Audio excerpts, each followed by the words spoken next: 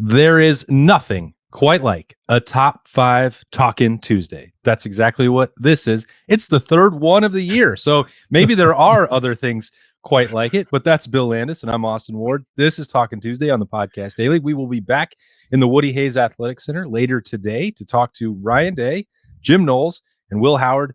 So Bill's got questions, and he's certainly got the fever to run the damn ball and ask some damn questions. That's right. We're getting a lot of reps at top 5 Talkin Tuesdays. You think at this point I'd be good at it, but I know I am who I am.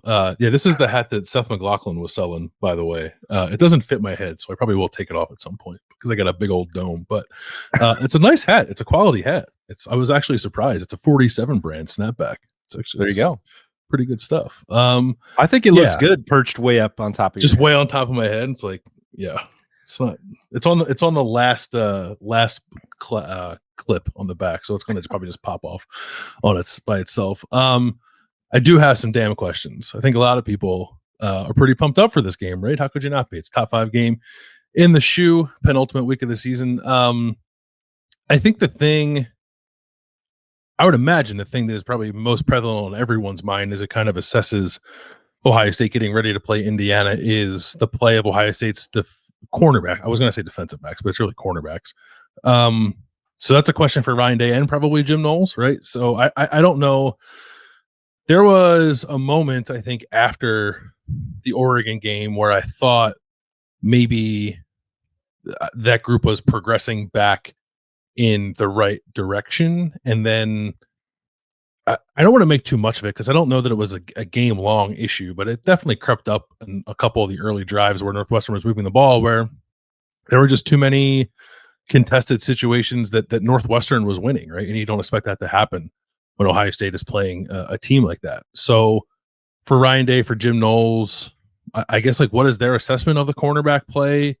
Is there anything that needs to be addressed with the players, with Tim Walton, about how to be more competitive when the ball is in the air? Because that's the thing that sticks out to me. It's like sometimes guys are going to get behind you and you don't love it, obviously, but when there's an opportunity to make the play on the ball, I just don't know that Ohio State's corners are doing a lot in those moments, with the one notable exception being the interception that Davis Igbinosun had against Penn State, which was awesome. But like more of that, right? Just like being more aggressive and competitive when you have the opportunity to knock the ball away. You're not gonna blanket a receiver on every single rep. Quarterbacks are going to make good aggressive throws, especially this quarterback that Ohio State's getting ready to see this weekend against Indiana. I just don't know, like, where it got lost kind of along the way, that the ball should belong to the corners when it's in the air and not just kind of accept that the receiver's kind of going to catch it kind of thing. And maybe that's oversimplifying it and making their job sound easier than it is. I'm not trying to do that, but we know the talent that's on this team, and really for long stretches how well that group has played. But it just feels like since the Oregon game that tenacity, in my opinion, has been missing a little bit. So I'd like to see Ohio State get it back, and I'm curious what they're doing to kind of address that as they go into this game. Yeah, definitely curious about what their evaluation about that is, because we've spent so much of the last month saying, well, win up front, put pressure on the quarterback, different blitz schemes, stunts, games, whatever else. How can the defensive front impact the quarterback? Well, there is another part of that, and maybe we haven't talked about it as much, but this will be 4 days in a row for me of bringing up the cornerbacks. Sorry. No, I mean, I think it's the most important part of this matchup for Ohio State. Now, maybe Jim Knowles and Ryan Day will both say, we're comfortable with it. You're not going to win 100% of your reps. They're winning 75 or 80%.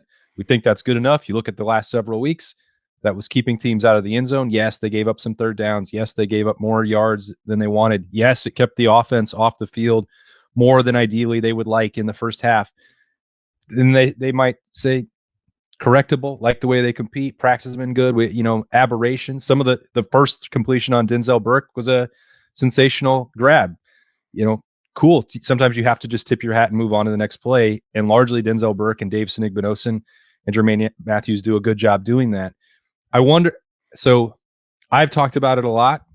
It's going to be important, I think, to get the coaching take on that. It's going to be critical to watch that on Saturday. But I wonder if there's part of this where we're so hyper fixated on looking at the spots that are quote unquote weak links for Ohio State and projecting that forward. If we take let's say it's 20%, that might even be high. I don't know. Of the ones that they don't win, the reps that they don't win, and say, this is carrying over from Oregon. Like that's a problem. And we don't pay enough attention to the ones that they do win. I don't know the answer to that. I'm just spitballing because part of what we do looking at Ohio State 365 days a year, and then in the super small sample sizes that these games ultimately become, like if the nitpicking has taken too much hold in the brain and the corners are actually playing at a level that Ohio State thinks is fine, I would not be surprised if that is the outcome. But I would also not be surprised if they say this is happening too frequently. We're going to get it fixed. Because for Jim Knowles specifically, Bill, like my thinking was there were stretches in the game where he didn't want to blitz, and I wonder if it was because he was on alert that they weren't winning enough man-to-man matchups. That's my concern, because clearly I am comfortable comparing Indiana's offense to Oregon's. I don't know if other people are, but I am, because in a lot of metrics, Indiana's is better. And their receivers are really good. And their quarterback is a veteran dude, Curtis O'Rourke, transfer from Ohio, who is fearless when he throws the ball. Sometimes it gets him in trouble. Oftentimes it doesn't. He's very good. And when Ohio State played Oregon, they did not bother Dylan Gabriel enough. They tried some simulated pressures. They didn't actually blitz a whole lot. When corners were left without help, they didn't play well. Denzel Burke, most notably. And it felt like early in the Northwestern game, what was happening was Ohio State was blitzing. The blitzes weren't getting home. The corners were on islands, and Northwestern completed a couple of passes and scored one touchdown. Like, I'm not, I always feel a little odd. It's like, well, if that's a real issue. It's like, well, it happened for 2 drives and then it didn't happen again. It's like, that's probably a fair response to anybody who might think that. I just don't know. I guess I don't know that like anything has happened over the last, what's it been, 3 or 4 games since the Oregon game that tells me the corners are definitely going to play better the next time they're challenged by a talented group of receivers. That's my fear. And then if Jim Knowles is still uncertain of that, then how does that affect the game plan? Because I think it's pretty obvious at this point that he needs to divert extra resources to pass rush to make sure they're hitting quarterbacks, and he can't rely necessarily on the front 4 just winning routinely. Be great if he could, but that's not the way that group has played this year, in my opinion. So if Indiana is already forcing Jim Knowles out of things he'd like to do, then you almost feel like Indiana has a little bit of an edge when it's their offense against Ohio State's defense. So that's mostly what it is for me. It's less about whether or not Ohio State has enough interceptions or pass breakups or anything like that. It's just like what the feelings about the personnel and their performance then lead to when it comes to how Jim Knowles calls a game and how comprehensive the defensive game plan can be, because you want to have, I think, everything at your disposal when you're playing an offense like this. And I'm sure he'll come into the game, Jim Knowles will, thinking that he does, and then we'll see how he has to adjust on the fly. It also could be a situation where Ohio State's defensive backs have not had like a quote unquote sort of like marquee matchup since the Oregon game. And sometimes that can bring out the best in players. So maybe they'll rise to this challenge, and all this conversation we're having about it will be a moot point by the second quarter of that game, because the corners play really well. But I do think when you assess the matchups in this game, that is certainly the first place you'd go to if you're trying to identify a spot where Indiana might actually have an advantage over Ohio State. Yeah. And it's not even, for me, it wouldn't be specific to what did you think of the way they played against Northwestern, because that's a one-off. If they feel like, all right, what about the 4 games overall since Oregon? Are you seeing what you want to see on the practice field? Is the larger body of work over a month where you want it to be? Because the answer would seem like it's more likely than not yes, especially because of what happened against Penn State. You have plenty of drives, including against Nebraska and Purdue, where there was nothing happening for the opponents. And that's true as well against Northwestern. If we can come up with 4 or 5 plays that you're on alert for, and like maybe Indiana turns 1 or 2 of them into touchdowns, that would be a negative for Ohio State, of course, but not maybe detrimental to winning the overall game. So I think it does require zooming out a little bit to include more than just one game. And if they feel that has been successful, because I don't think we came out of Nebraska being like, well, there's still a lot of concerns about Denzel Burke or Davis Igbinosun. Like, definitely didn't talk about that after Penn State. And there were some, conversions early on in the Purdue game where it's like, okay. It was due to the experimentation and looking at the other blitz stuff like that. We spent way more time looking at finding ways for the defensive ends to get to the quarterback, speculating about the jack and talking about the different blitz looks coming, and not any time like thinking that there was actual reason to concern about the cornerback. So Saturday was different, but maybe an aberration, like maybe not. I don't know. I don't know the answer to that. No, I mean, neither do I, clearly. And maybe it was. I guess like so there. I always like go back immediately to the Oregon game. It's like there was another top 5 game in between these 2 top 5 games, and Penn State's receivers were a total non-factor in that game. And while I don't think Penn State's receivers are particularly good, like you have to give some credit to Ohio State's cornerbacks in making that happen. And Davis Igbinosun stole a touchdown, right? So it's like we can point out all the plays that the DBs haven't made. It's like we were to put out one that was pretty crucial that they did make, right? So I don't think it's gone from, boy, the cornerback position looks like a real strength, to these guys outright stink. I just like you want to feel certain that they're going to play their best football, and I guess it's just a little hard to feel certain with that, given what we've seen the last couple of weeks. But if they go out and play really well, I guess I wouldn't be terribly surprised by that either, because I like Davis Igbinosun and Denzel Burke and Jermaine Matthews, who I think is a bigger part of the plan now, are talented guys. And Jermaine Matthews didn't have his best game against Northwestern either. It didn't seem like he didn't give up a ton of big plays, but there were guys getting behind him. There were opportunities for big plays there that didn't happen, thankfully, for Ohio State. So it's just a big spot for them. Like if it's not better and Ohio State still ends up winning the game, which I think is very possible, it's just the thing that's going to be like on the back of my mind for the rest of the season, as Ohio State's trying to win a national championship. Like Ohio State is really good at plenty of things, but you're also trying to identify potential Achilles heels for a team that's trying to get through a really long postseason. And I'm not saying the cornerback play is definitely one of them, but I guess I'd like to come out of this game against Indiana feeling reassured that it's not. I think the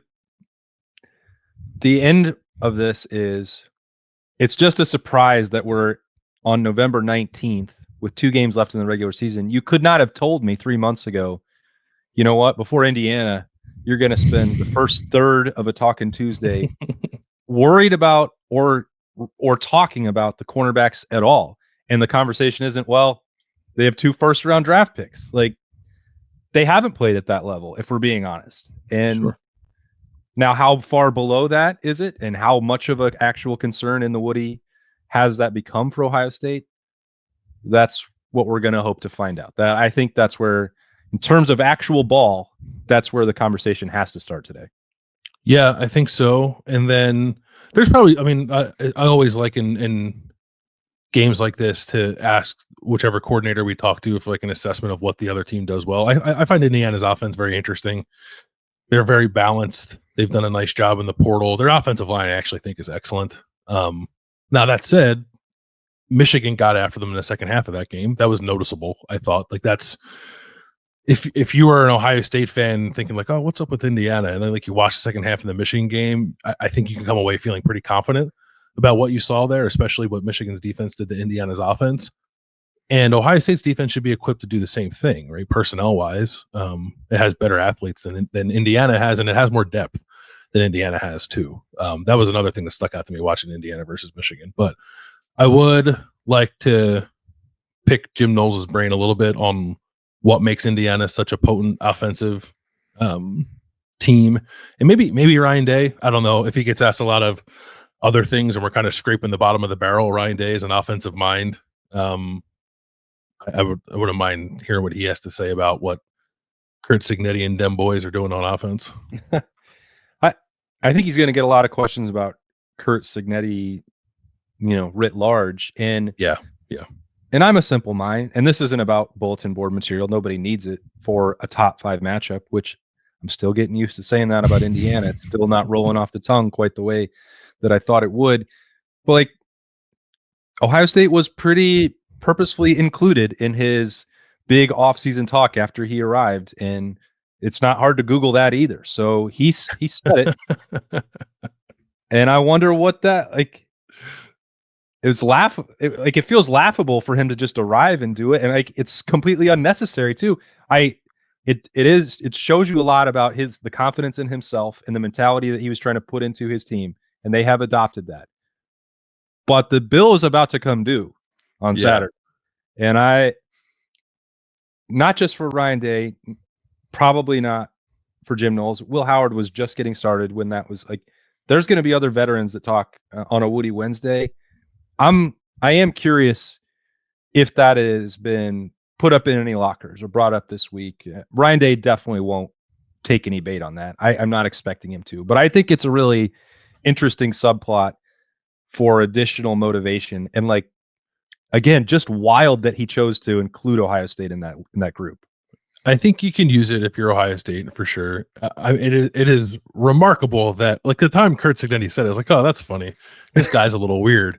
Here we are in November. It's like, wow, I can't believe what he said actually might matter to this game. But I think it could.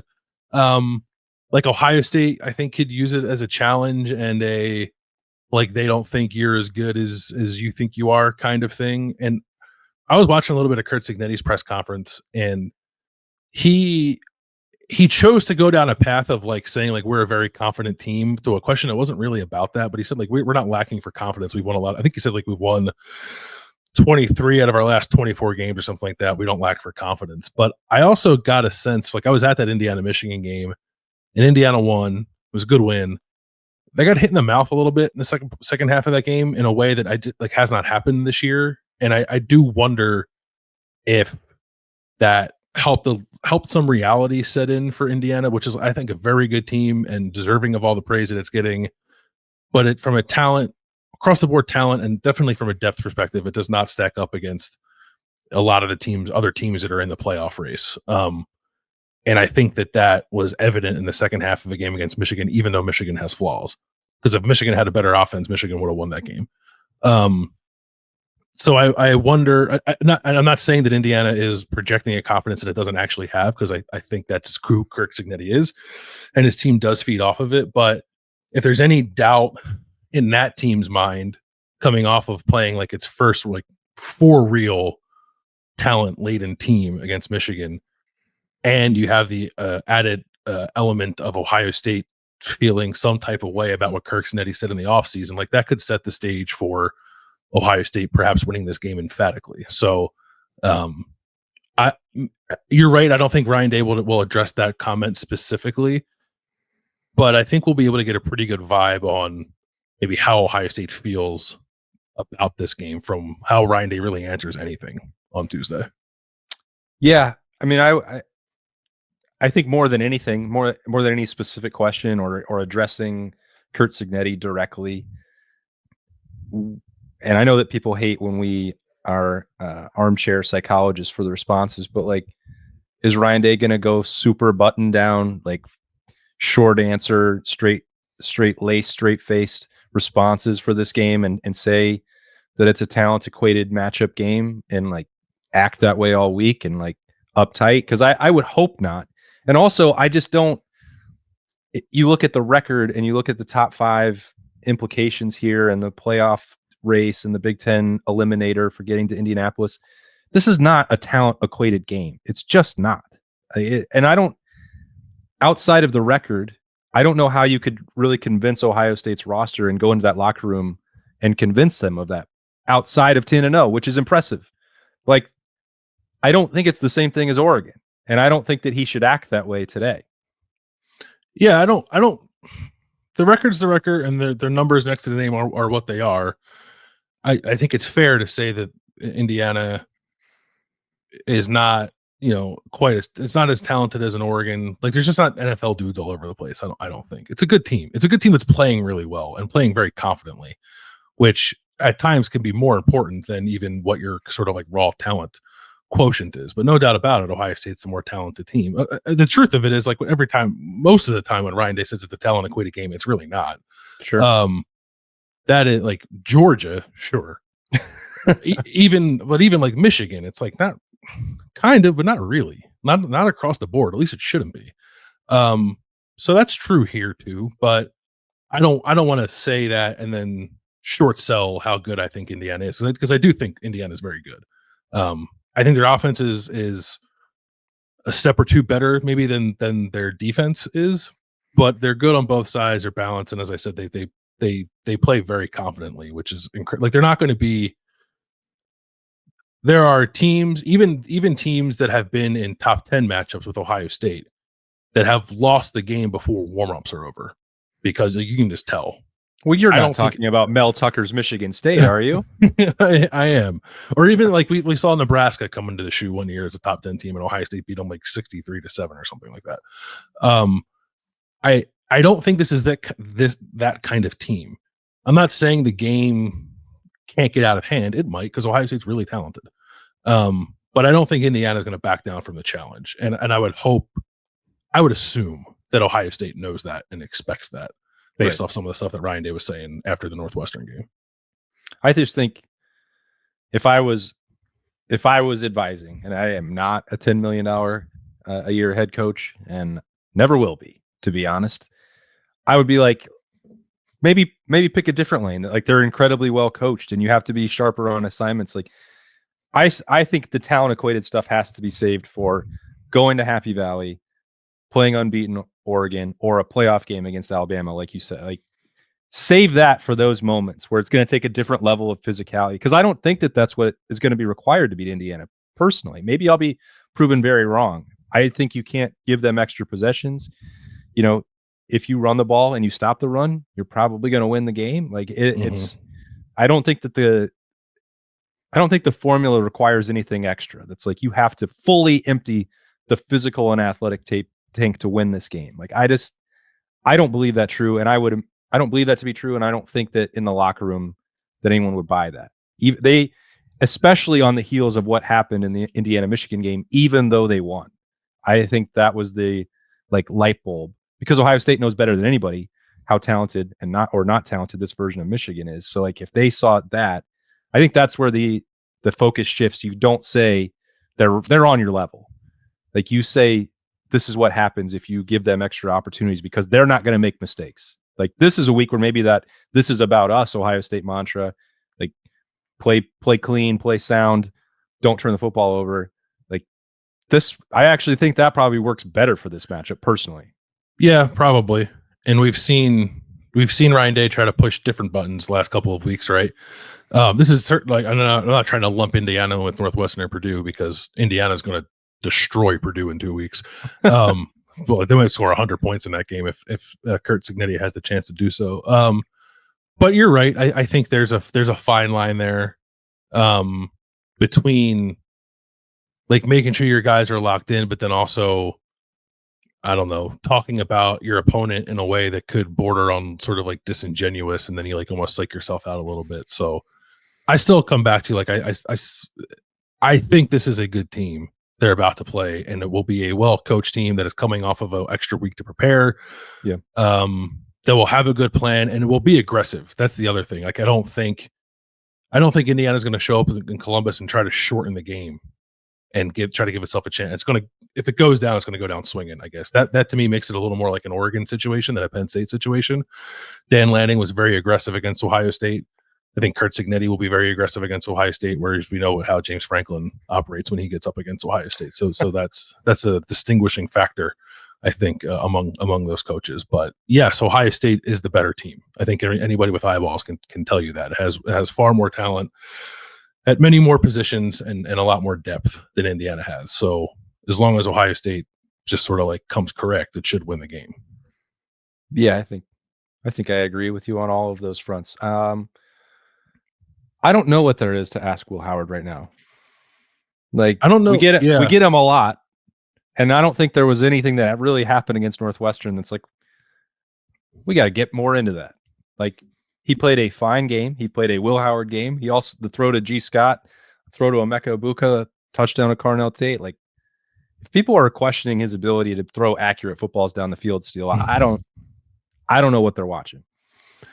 It was great. He was PFF's highest graded passer, I think, last week. It was probably his best overall game throwing the ball, just in terms of sort of high degree of difficulty throws in that game. I don't know. I don't know what to ask Will either. Like, he's played. This is the third top 5 game, as we said. He played really well against Oregon, and I think once he got past that initial pick 6 against Penn State, he played pretty well in that game too, especially in the second half when he started using his legs. So, I don't know. I don't know that there's anything worth asking about. Like, hey, are you ready for another top 5 game kind of thing? I think he's pretty locked in on how he needs to play and operate this offense. I'm wondering maybe if he felt like the Northwestern game was sort of the last time he might be able to get through a game without using his legs. It just feels like we're at that time now where it's time to unleash that kind of in its full force, as Ohio State's pushing to win a Big Ten championship and then obviously a national championship. So, is there anything different about his mentality if he thinks that same way? Maybe I'll ask him that. This is maybe not a question for him because he was asked about it last week, and he wouldn't answer it. Maybe it's more for Ryan Day or just like generally out there. He's not talked a lot about in the Heisman Trophy conversation, but statistically, at least, he has a pretty good argument. I wonder, like, if in the building there's any momentum building behind that. Obviously, he has to play well the next 3 weeks for that to be any kind of potential reality. But if we're in a world where Dylan Gabriel's getting that kind of publicity, what the only difference between Will Howard and Dylan Gabriel is 1 point in the game at Autzen Stadium, right? 1 second. 1 second. Yeah. Not even like half a second, right? As if we're to assume the field goal was going to get made there. So it's probably not a fair question for Will. I wouldn't want to put him in that situation, but Ryan Day has had plenty of quarterbacks in that conversation. Sometimes he's stumped for them. Sometimes he hasn't. Maybe he wouldn't want to do it quite before a top 5 game, but Will has a chance if he plays really well, I think, to enter that conversation over the next 3 weeks. So I'm just curious if anyone else in the building is kind of thinking along those lines. Yeah. Ohio State traditionally pretty reticent to get into the Heisman Trophy campaigns and stumping for them until they're asked, whether that was Urban Meyer before or Ryan Day now. Like, they tend to not want to go out of their way to appeal to voters. And I understand why, because the play should speak for itself. And Ohio State's games are always the most watched in college football. So it's not like Will Howard is a mystery to them. So if he doesn't have a ton of traction and it's because of the Oregon loss, he can atone for that in 3 weeks, potentially. And I think if he wins all 3 of these games, that he will be in New York. Now, will that mean that he's going to win it? That's a pretty steep hill to climb at this point. Yeah. He doesn't have a ton of motivation behind him. And I think people are going to be seeing Travis Hunter striking that pose from last Saturday probably a million times on ESPN airwaves and Fox airwaves over the coming weeks. And like that, you may not be able to overcome that. But if Colorado loses games, then somebody will be looking over here for another candidate, and Will Howard could be right there waiting in the wings. It may well come down to what happens if he beats Indiana, if he ends the losing streak against Michigan, and then out duels. Because honestly, he did. He played better than Dylan Gabriel, I think, overall. That's my opinion. You can look at the numbers and the stats, and Oregon scored 1 more point. That was Will Howard's best game of the season, and he did everything to go win on the road against the unbeaten number 1 team in the country. But if he atones for that in Indianapolis, like, all bets could be off at that point. Maybe that's the question for Will. Will you hit a Heisman pose at any point in the game against Indiana if the moment feels right? Yeah, I think that's it. You've got it. I knew eventually we would get to that question for Will Howard, and you've cracked the code. We'll get in there and ask. Maybe not that. Maybe, who knows? We'll see what happens. We'll see what the mood in the room is as Ohio State gets ready for its 3rd top 5 matchup of the season, Saturday at noon in the Horseshoe. Big noon kickoff, of course. There's no other spot for Ohio State to play these games. We'll have snap judgments later on today, Tuesday. Berm will be in the building. He's on the mend. He's feeling great. And then we'll have maybe stocks. I don't know. It's just a new idea. Maybe we'll do for Wednesday. I don't know. Stick around and stay tuned and see what we come up with when we reconvene for the podcast daily tomorrow. Thanks for joining us, though, for a Talkin Tuesday with Bill Landis. I'm Austin Ward. Have a great day. See ya.